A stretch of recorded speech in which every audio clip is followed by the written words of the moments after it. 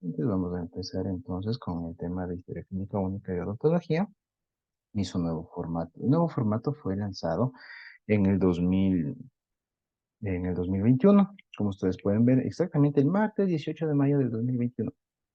Entonces, el nuevo formato viene con un instructivo de llenado, que es diferente al manual de uso que había antes en el 98. Entonces vamos a tener dos cosas diferentes. Una que era la guía metodológica, que es la que está aquí, y la otra, el instructivo de llenado, que es el nuevo instructivo que tenemos. Entonces, para esto es importante recalcar la diferencia entre estos dos. La guía, como su nombre lo indica, es un modelo o algo que se recomienda seguir, es lo que dirige o encamina, es algo sobre, o sea, es algo que te indica, o sea, te dice, bueno, puedes llenar de esta forma la historia clínica, pero no es necesariamente obligatorio. Se presta a interpretaciones y a diferentes percepciones. En cambio que un instructivo y es un documento que contiene instrucciones escritas. Es como cuando te dan un instructivo para armar un mueble que recién compraste. Una cosa es que lo leas y que armes siguiendo el instructivo, otra cosa es que armes como puedas el, el mueble, pero el instructivo está ahí. Y lo importante es seguir al pie de la letra como te dice el instructivo que lo hagas. Entonces, en este caso ya tenemos indicaciones estrictas, indicaciones claras para llenar este documento médico legal que es la historia clínica odontológica. Entonces, ojo con eso, es algo específico, algo que tenemos que seguir al pie de la letra, por eso es importante que ustedes lo lean. Entonces, en el 2008 teníamos 38 páginas de una guía metodológica que nos contaba por poco hasta la historia de la salud pública en odontología. Entonces era bastante largo y bastante tedioso de leerlo. En cambio que ahora ya tenemos un instructivo de 8 paginitas que no es mayor, o sea, de mayor dificultad para leerlo y que obviamente es de lectura obligatoria para los que tenemos que llenar este documento médico legal. Entonces, ojo con eso. Además, que miren esto, el presente instructivo ha sido elaborado primero con la finalidad de facilitar el registro ordenado y completo de todo el tema de todo el tema de la parte de la práctica odontológica. Y segundo, la aplicación es obligatoria de esto para tanto para la red pública integral de salud como para la red privada complementaria, es decir, para todo el sistema nacional de salud que tenemos en el país. ¿Sí? Entonces, primerito, mire, la información que requiere este formulario es de registro obligatorio, es decir, tenemos que llenar todos los ítems, no podemos dejar ningún ítem vacío. Ojo con eso, excepto obviamente la parte de enfermedad periodontal en los indicadores que ya sabemos que si no tiene ningún tipo de gingivitis o de ningún tipo de sangrado gingival, simplemente no se le registra porque va a estar en cero todo lo que es la parte de IOS que tiene el registro de gingivitis. Sin embargo, generalmente se ha visto que todas las personas, aunque sea en un punto de la boca, tiene un ligero sangrado. Entonces, obviamente va a tener, aunque sea una periodontitis leve, por definición y por estadística. Claro que hay que tomar en cuenta que no, estas estadísticas no se aplican para todos y puede haber casos excepcionales en los cuales tengan 0,0000 todo, aunque son muy excepcionales, como su nombre lo indica. Entonces, luego de esto nos habla que si existen variables que no se pueden llenar, se va a colocar NA, que significa no aplica. En el caso, por ejemplo, ya vamos a ver en donde dice si está embarazada o no. Ahí te dice sí o no. Pero en el caso de los hombres, simplemente va no aplica. Porque no aplica en el caso de los hombres, porque todos sabemos que los hombres no podemos concebir, no podemos ser embarazados. Este formulario debe ser llenado por profesionales odontólogos, no por auxiliares, no por el primo que me está ayudando a llenar, sino por profesionales odontólogos. Se registrará con letra clara, legible y sin enmiendas. Todas las firmas deben ser registradas con esferográfico azul. Ojo con eso. No llenar con otro color, no llenar con morado, no llenar con negro, no llenar con rojo, con color azul. ¿Sí? Nos están indicando claramente que cuando firmemos, firmemos con azul. El diagnóstico odontológico tiene la duración de un año calendario, es decir, 365 días. Cuando el paciente regresa a la consulta después de un año calendario, se volverá a abrir un nuevo formulario 033. Es decir, ustedes abrieron ayer historias clínicas de sus compañeros con fecha 4 de julio del 2023. va a tener esto, una duración, los diagnósticos que ustedes les hagan a sus compañeros van a tener un tiempo de duración o de validez, por decirlo así, de un año, es decir, hasta el 4 de julio del 2024. ¿Sí? Entonces, después de eso, si es 5 de julio de 2024, ustedes deberán volverle a llenar una nueva historia clínica a su compañero o compañera. En el caso de las embarazadas, la duración va a ser igual al periodo de gestación. Como les había puesto de ejemplo ayer, si una embarazada viene, digamos, en el tercer mes de gestación, registramos, abrimos la historia clínica, pero después viene después de 4 meses y nos dice que ha perdido su bebé. Entonces, esa historia clínica queda anulada o queda archivada y abrimos una nueva historia clínica, porque ya finalizó su periodo de gestación. En los escolares, la duración del formulario 033, es decir, cuando ustedes vayan a hacer vinculación con la comunidad, sobre todo en las escuelitas, ¿sí? Va a tener, o cuando ustedes trabajen en las escuelas, cuando hagan su año de salud rural, la duración de la historia clínica va a ser del año lectivo. Es decir, si están en la sierra, empieza en agosto y termina en junio del siguiente año. Déjenme admitirle al Joel que está recién entrando. Ya. Con respecto en general, al instructivo va a tener 14 bloques que ustedes van a ir van a estar identificados por una letra mayúscula, como había mencionado alguien de ustedes ayer. Ya no está identificado con números, sino con letras. Entonces va a ser más fácil el instructivo de llenado. A ver, me dice en la A, en motivo de consulta, cómo tengo que llenar. Vamos a ir llenando poco. Entonces, les he traído como una comparación para ir analizando. Y ya te doy, yo más leguito la palabra. Ahorita estamos en la clase. Entiendo que es por la asistencia, no te preocupes. Más leguito ya te podemos hacer. Ya, entonces, como les estaba diciendo, en relación a hacer la comparación entre el 2008 versus el 2021, vamos a ir revisando qué ha cambiado y qué tenemos de novedades. Entonces, en el 2021 tenemos que ya nos piden no solamente el nombre del establecimiento, que está acá, sino la institución del sistema, es decir, si es público o privado. Ayer ustedes hicieron el ejercicio de ir a identificar en el permiso de funcionamiento que tiene la clínica de la Facultad de Odontología si es público o privada. Entonces, ustedes se identificaron ayer que es una institución pública. Entonces, ustedes registran aquí público o RPIS o Red Pública Integral de Salud, ¿no es cierto? Porque es una institución pública. El único código va a ser como el número de cédula que les dan en el momento de registrarse para el permiso de funcionamiento a su establecimiento de salud. Es decir, un código único, como su nombre lo indica, que debe ser registrado aquí. Que ese código no está repetido para nadie más, no existe en otra parte del mundo y solamente es para su establecimiento de salud. Y aquí iría el nombre comercial, por decirlo así, de su establecimiento de salud. Si su establecimiento de salud se llama Consultorio Dental Chacón, pues le ponen aquí Consultorio Dental Chacón.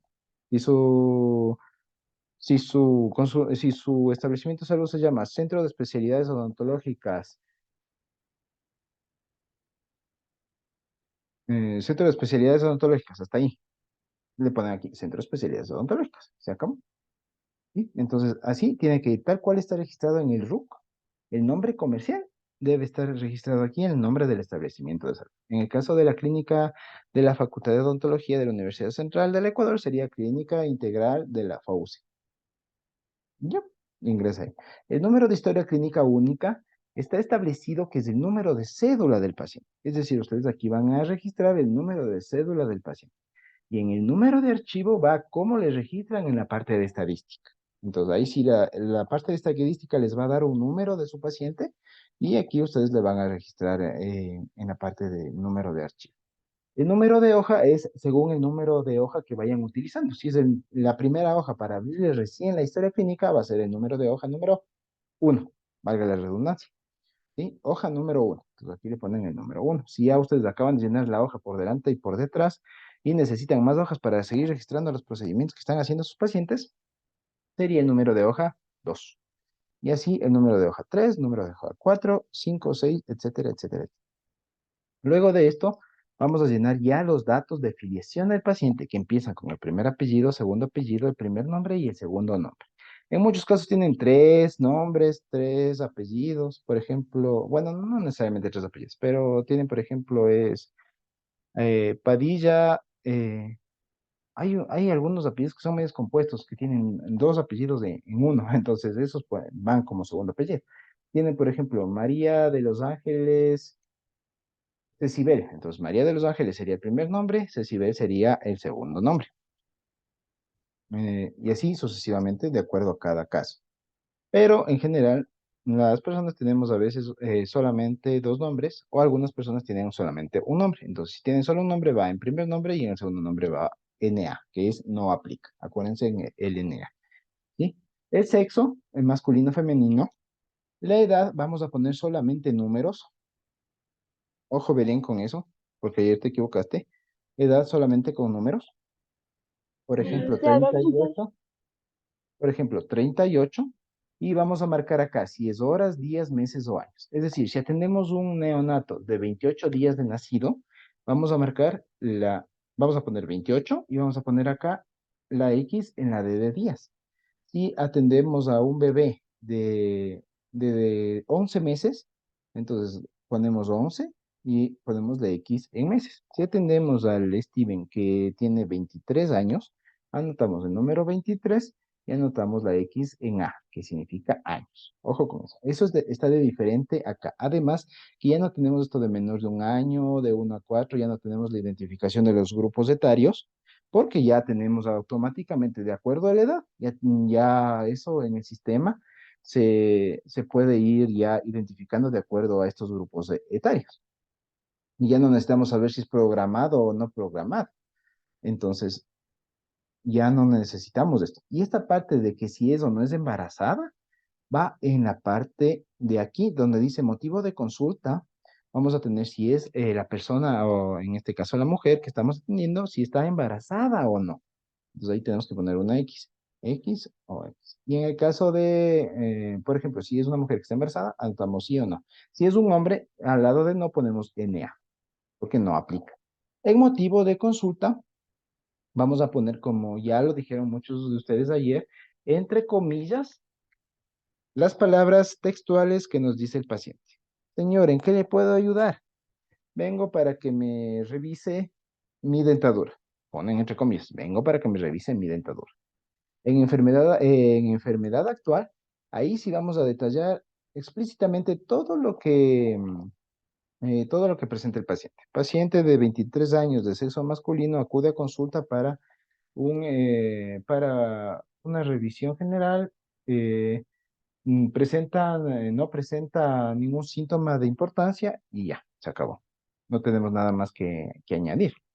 Si tenemos algún síntoma de importancia, entonces ahí sí aplicamos el Alicia. Y como les había dicho ayer, la Alicia también tiene un apellido. El apellido es frecuencia. El apellido es Fredusa.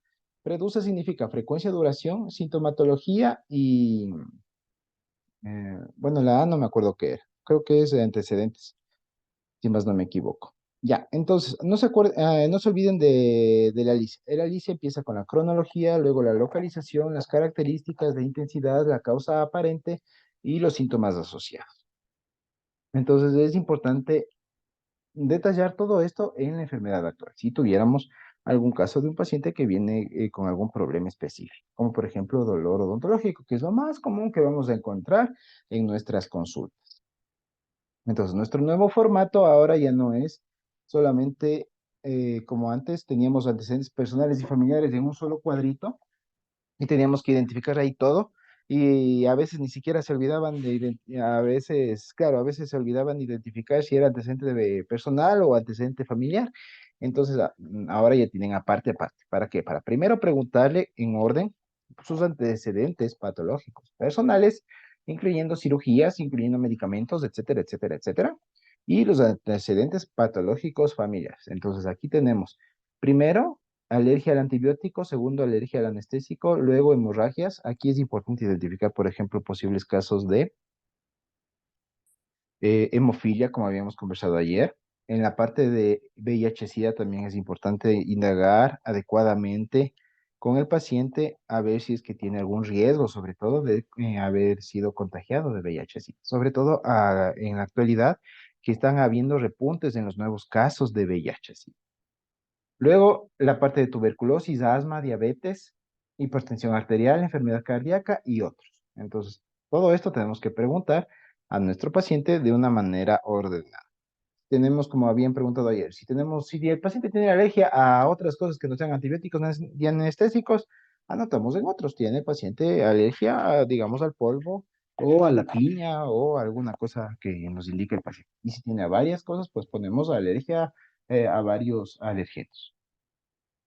En la parte de antecedentes patológicos familiares, vamos a identificar si tiene los parientes, en este caso, mamá, papá, hermanos, abuelos, tíos, hasta ahí, o el esposo, esposa, o incluso hasta, podemos preguntar hasta en el caso de los suegros, muchas veces por lo que son problemas de origen social, como por ejemplo la diabetes, o por ejemplo el tema de que sean fumadores activos, digamos que tiene cáncer la suegra y viven con la suegra, viven en la casa de la suegra. Entonces puede ser que esté también en contacto con ese agente nocivo que es el humo del tabaco y sea un fumador pasivo o activo el paciente. Entonces ahí vamos a identificar estos riesgos de que pueda tener esta enfermedad.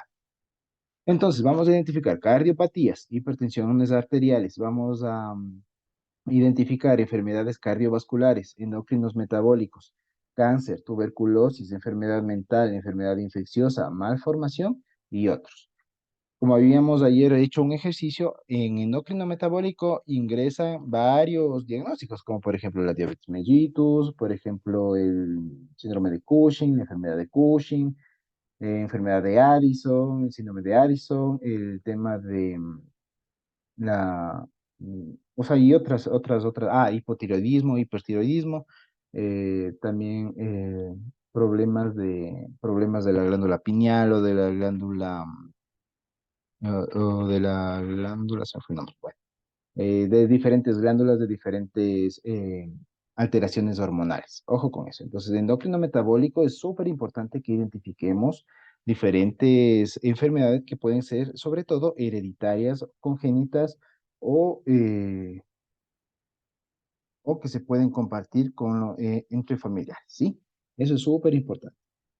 Como les había dicho, la diabetes es una enfermedad de origen social que también está relacionada con el tema de consumo de alimentos en exceso. Si tenemos esa costumbre en la casa, entonces probablemente haya un riesgo para el paciente de que también desarrolle esta enfermedad.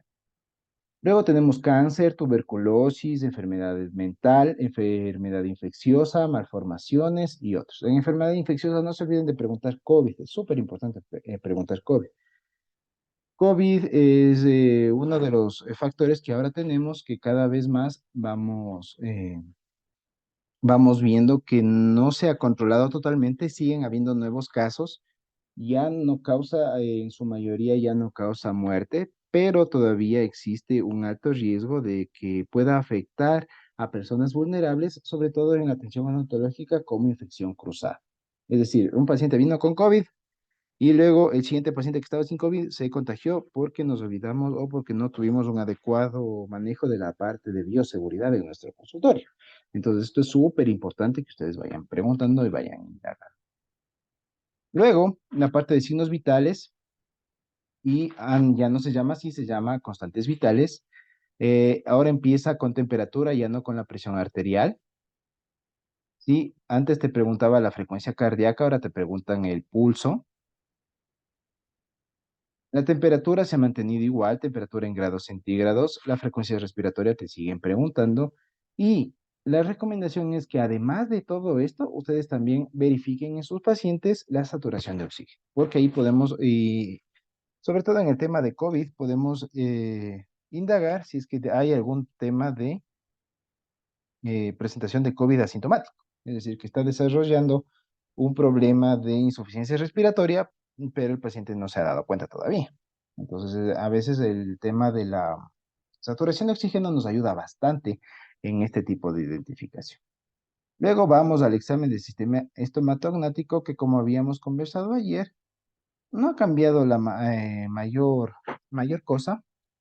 Ahora nos ponen, en vez de ponernos uno 2 3 así en lo horizontal, nos ponen así, uno 2 en forma vertical, 3 4 5 6 7 8 9 10 hasta el número 13. Antes había solo hasta el número 12. Ahora el número 13 es otro, ¿sí? Entonces, si es que encontramos algo adicional a todo esto en la boca, pues tenemos que registrarlo, ¿sí? En el sistema estomatognático. ¿Alguna pregunta hasta ahí? Ya, continuamos. Con respecto a la parte que dice signos vitales, si ustedes revisan, este es el anterior, la guía que teníamos, este es el instructivo, no ha cambiado mayor cosa. Simplemente nos han ido cambiando los términos, pero de ahí constantes vitales versus signos vitales, si nosotros buscamos en el Google académico, que es fuente científica básica como para buscar este tipo de argumentos científicos, vamos a encontrar que constantes vitales o signos vitales vamos a tener como 45.800 resultados. Pero si buscamos solamente constantes vitales, vamos a tener 116.000 resultados. Si ponemos pulso, vamos a tener como 394.000 resultados. Y eso es lo que les había comentado ayer. En el tema de pulso, si ponemos pulso en el Google académico, vamos a encontrar todo tipo de pulso. No se refiere, como les había dicho ayer, pulso no es un término que solamente se lo utiliza en el área de la salud, sino también se lo utiliza en otras áreas, como por ejemplo en el área científica, perdón, en el área financiera, en el área social, en el área periodística. Entonces tenemos varios tipos de pulso, incluso en el ámbito musical, por lo cual es preferible referirse al pulso como frecuencia cardíaca en vez de pulso.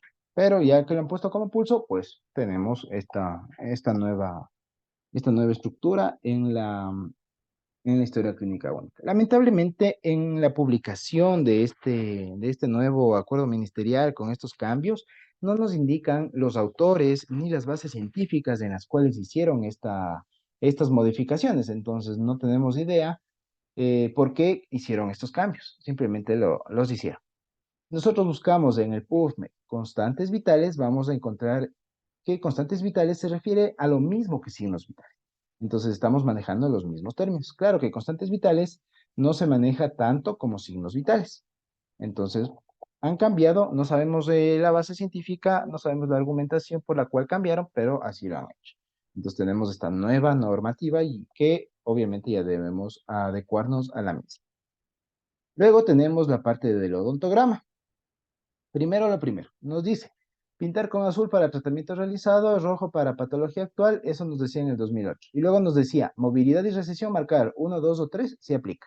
Pero ahora nos dice en la parte de movilidad y recesión, marcar 1, 2, 3 o 4 sí aplica. ¿Por qué? Porque ayer les había comentado que movilidad es para 1, 2 o 3, mientras que recesión es 1, 2, 3 o 4. Es decir, tenemos en recesión 4 niveles, mientras que en movilidad tenemos 3 niveles.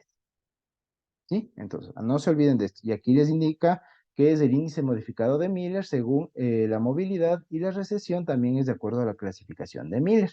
¿Sí? Entonces, aquí le están indicando de dónde sacaron este índice para registrar esto de la movilidad y la recesión.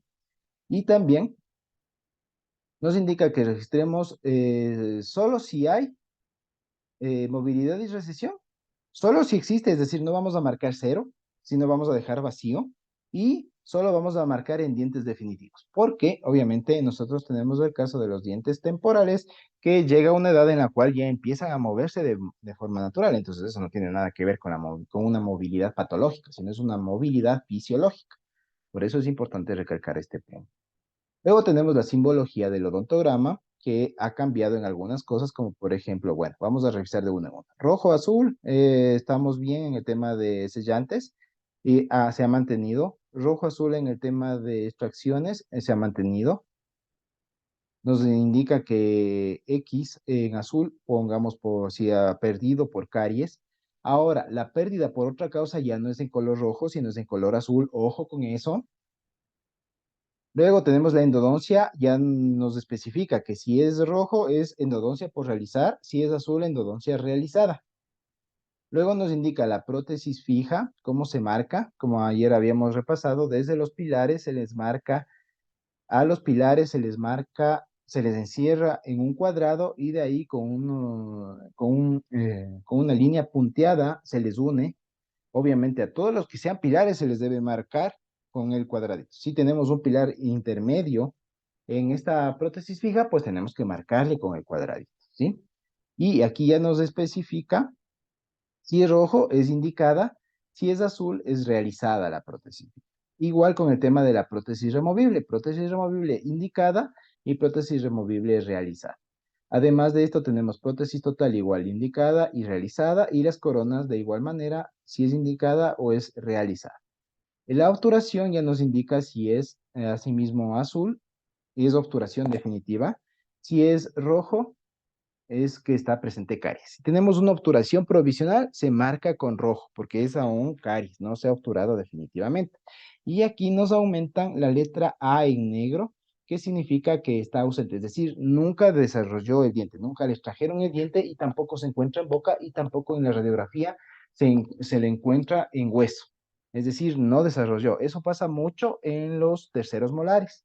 Cada vez más existen personas que no desarrollan terceros molares y que simplemente no están. Entonces se les marca como ausentes a los que no estén, a los que no hayan desarrollado ni les hayan extraído. Eso con respecto a la ausencia. La ausencia no es que no esté en boca, sino que no existe el diente, nunca le desarrolló el diente. Eso pasa mucho como les había dicho, en los terceros molares, pero también puede pasar en otros dientes, ¿ok? Luego vienen los indicadores de salud bucal y vamos a empezar con el índice de higiene oral simplificada, que ustedes lo saben llenar muy bien, que debemos registrar si existe placa entre 0, 1, 2 y 3, después sumarlo y dividirlo, y ponemos los totales, el total dividido, el cálculo 0, 1, 2 o 3, y el total acá abajo, sumado y dividido, y la gingivitis 0 o 1. La gingivitis es, ¿hay o no hay? Punto. No es que 0, 1, 2 o 3. Nada, 0 o 1. Punto, se acabó. Luego, aquí tenemos cómo nos explica la parte del índice de higiene oral simplificada, cómo llenar, y nos indica que la sumatoria se realiza por columna y se divide para el número de dientes que identificamos. Es decir, dividimos, si es que están aquí los 6 dientes identificados, dividimos para los 6 dientes. Pero si solo identificamos en 5 dientes, dividimos para 5. Ojo con eso, no se vayan a equivocar. Luego tenemos el índice de enfermedad periodontal, que como les había dicho, si tenemos gingivitis acá, y es un tipo de enfermedad periodontal leve. Si tenemos todo cero, que es muy raro, si tenemos todo cero, ahí entonces no se llena. Pero tiene que estar obviamente en relación. Si tenemos ya esto, por ejemplo, a mí me indica un tipo de enfermedad periodontal. Y tenemos que ir identificando si es periodontal, enfermedad periodontal leve, moderada o severa. Tenemos que obviamente ir leyendo en el instructivo a qué se refiere como leve, moderada o severa. Entonces ahí ustedes van a ir identificando adecuadamente según el instructivo. Como les había dicho, no tenemos una base científica en la cual nos indica la enfermedad periodontal, este índice sacamos de tal fuente o de tal instrumento de identificación. No sabemos el tema de enfermedad periodontal, pero es lo que tenemos. Entonces, en base a esto, vamos nosotros a ir identificando para después, obviamente, hacer nuestros estudios epidemiológicos. En el caso de los tipos de oclusión, ya no nos dice, como antes nos decía, maloclusión, sino tipos de oclusión que son angle 1, angle 2 o angle 3.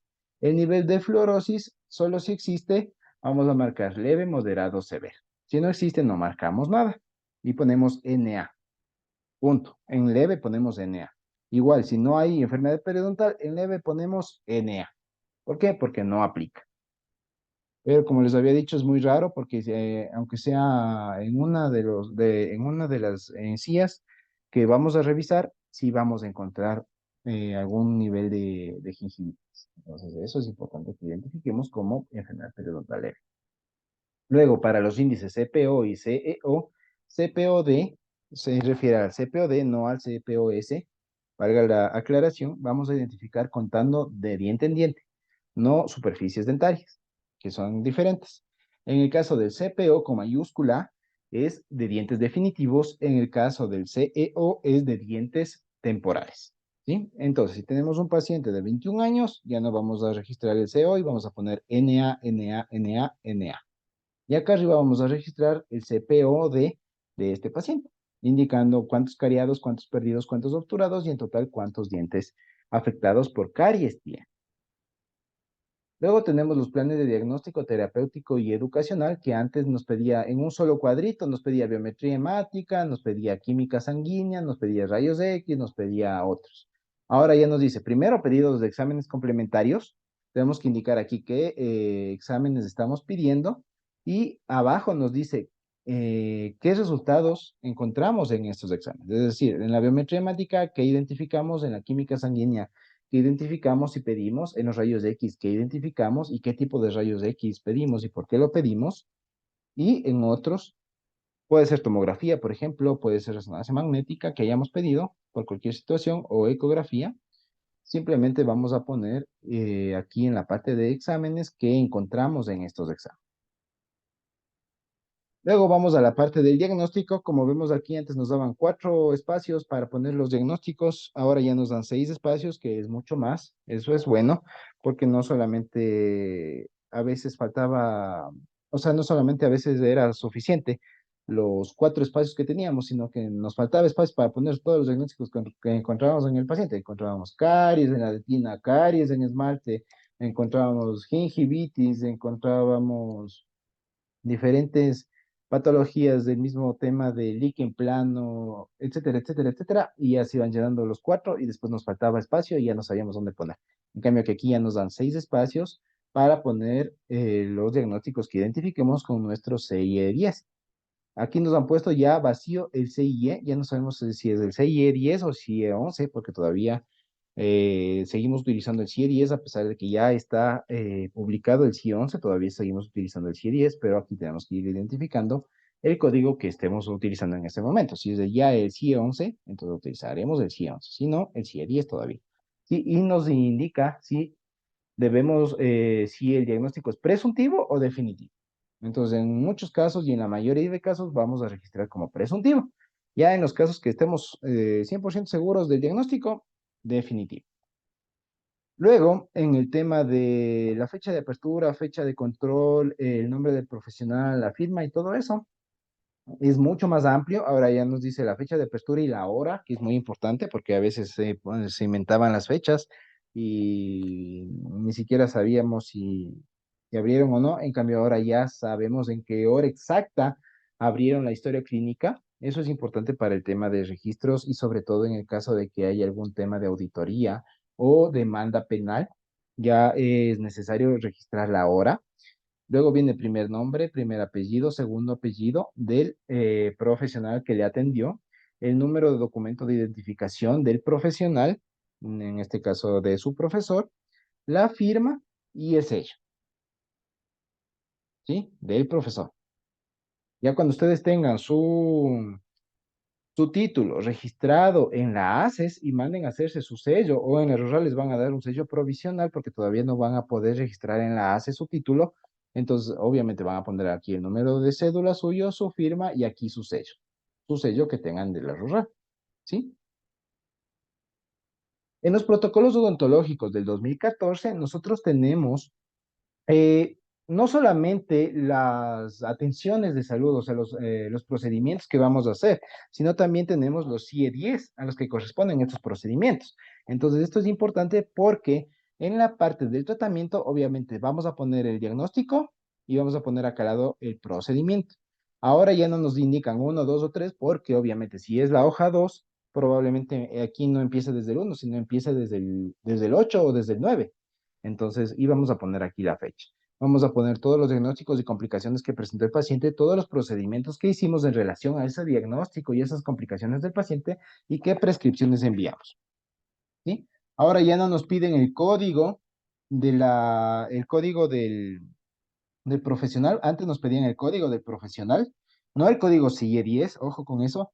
Antes nos pedían el código del profesional y la firma. Ahora ya nos pide la firma y el sello, porque obviamente el sello debe estar del profesional que realizó la atención y la firma obviamente del mismo profesional. En su caso va la firma y el sello de su profesor que les revise. Eso sería todo con respecto a la historia clínica única, al nuevo formato. Quiero escucharles preguntas que tengan sobre esto. Entonces,